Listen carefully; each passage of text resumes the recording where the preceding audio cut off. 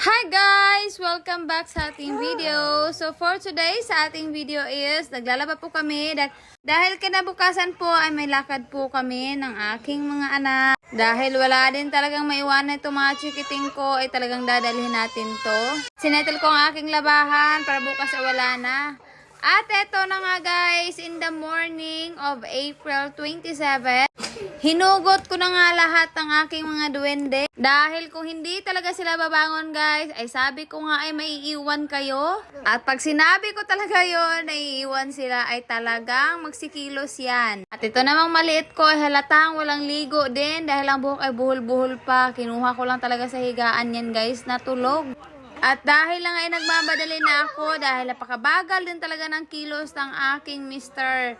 At medyo wala pa nga sa mood nung hinugot ko rin at ginising. At nang sinama ko ay wala talaga sa mood. Kaya mababadtrip ka na lang din talaga. Dahil kung ganito ba naman yung mga dadalhin mo sa lakad mong importante, ay naku, at napakainit pa ng panahon. Matatawa ka na lang talaga guys, na parang gusto mong magwala. Pero hala, sige, wala tayong magawa.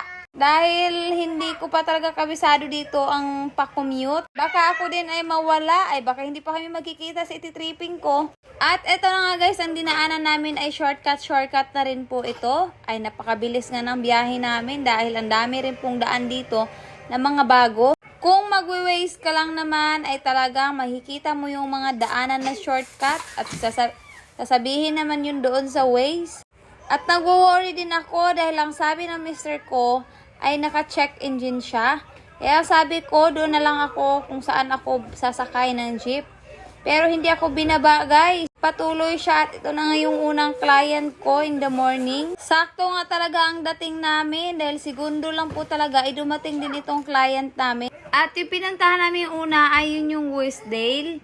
Westdale po guys ay located sa Punta Dos Tanza, Cavite. Malapit lang din po sa SM Tanza. Dahil nakita rin po ni client yung post ko doon sa Gentry. Mura na din po yun at RFO, ready for occupancy. Yun din po ay gustong makita ni client. Hindi ko na rin po na video dahil na-busy rin po ako. At yun nga po, ang pangalawang client ko po ay nag-meet po kami sa Tanza. Doon po kami nagkita. At ang tripping naman po niya is itong Sapphire. Ito po ang i-viewing niya. So si Sapphire Residences sa Tanza, Cavite din po ay may gawa na po siya. Inumpisa na po yung pagbibuild ng mga units. Pero ang option po talaga ni client is sa 13 de Ocampo. Na din ang location nun guys dahil napaka-accessible sa lahat. Malapit po sa lahat. Ang hanap nga po nila ay malaking lot. Gusto po nila ay yung may malaking parking. Yun nga po, dinaanan namin saglit yung 13 de Ocampo. So, nandito kami guys. At dito po nagtatapos ang aming pagkikita. At naghihiwalay na rin kami dito dahil sobrang uhaw na rin po ng aking mga anak. At natapos din po kami siguro ng mga 1 PM.